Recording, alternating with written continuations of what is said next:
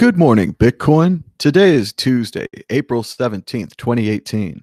My name is Thomas Hunt, and here's what's happening today in Bitcoin.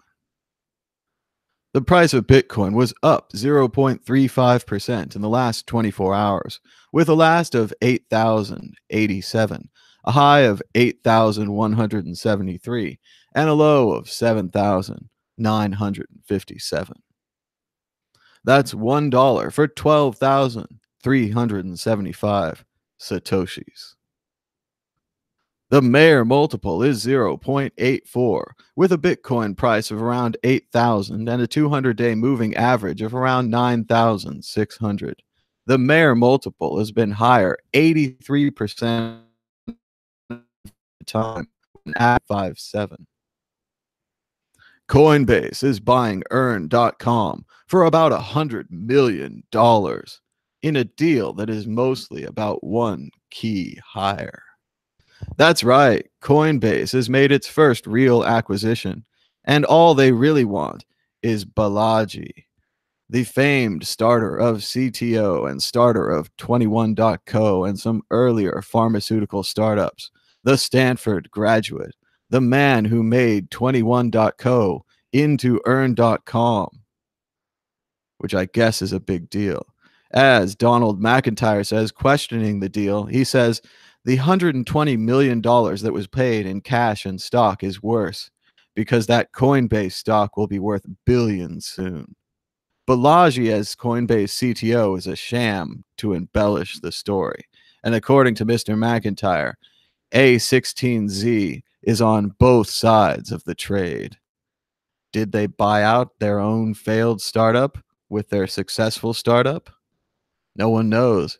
But we do know if the $116 million invested in 21.co/earn.com had simply been used to buy Bitcoin, they would have now been worth $3.7 billion. Is it a good deal to sell the company for $100 million when you could have had $3.17 billion? Should have just bought Bitcoin. Happy birthday to Feathercoin. 5 years ago, Feathercoin, the little coin that could, started out in England, spreading the word about cryptocurrency, community, and tipping before ChangeTip, before Dogecoin, before Ethereum. There was Feathercoin. Bitcoin merchant adoption might just be accelerating in Asia. Dun, dun, dun. But the fees were too high. But it seems like people can bring their money from other countries to spend, and they don't have to convert it. It seems incredibly convenient, and the fees really aren't so high anymore.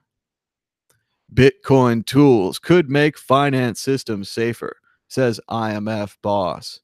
But don't get excited. It's the same old blockchains better than Bitcoin nonsense. Wow, that database you have attached to your cryptocurrency seems really nice. Yeah, it makes your cryptocurrency possible. Wow, we could use that for all of our middlemen based background deals and activities. But not your system. We'd have to make our own system because your system is open and free and anyone can use it. We don't like that. NFC and the Lightning Network could make Bitcoin payments practical again. That's right, the Lightning Network and Near Field Communications, or NFC, could allow Bitcoin transactions to happen at the tap of the phone. Similar to Apple Pay, Android Pay, and Samsung Pay, but without the pesky middleman tracking all of your transactions. Trust Apple, trust Android, trust Samsung, or trust Bitcoin. Report, less than 1% of Bitcoin is used for illegal purposes. Less than 1%. I'd hate to see the numbers on cash. You do know that cash, or the US dollar, is the most popular currency for drug deals, kidnapping, extortion, and Wall Street criminals. Meanwhile, only 1% of Bitcoin is used for illegal purposes. Doesn't seem so bad anymore.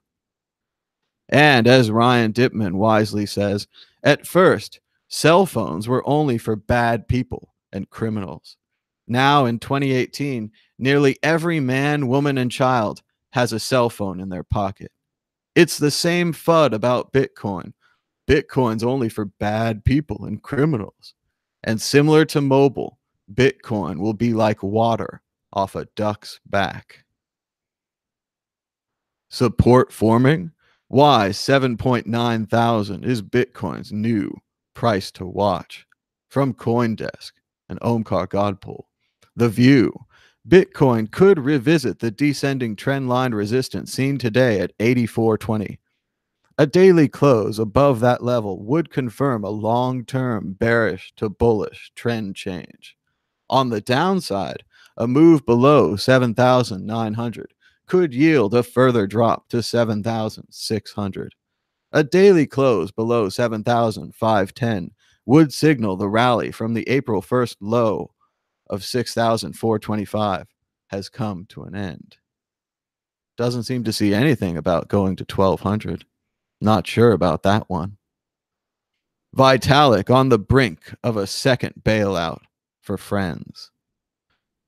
EIP, Ethereum Improvement Proposal number 867, titled Standardized Ethereum Recovery Proposals, is now merged in. The frozen parity funds from 2017 are one step closer to being bailed out. And remember, code was supposed to be immutable. Code was supposed to be law. Transactions were only supposed to be one way, and if you got hacked, you were supposed to act like an adult, and it was your problem. Until Ethereum. Until the DAO.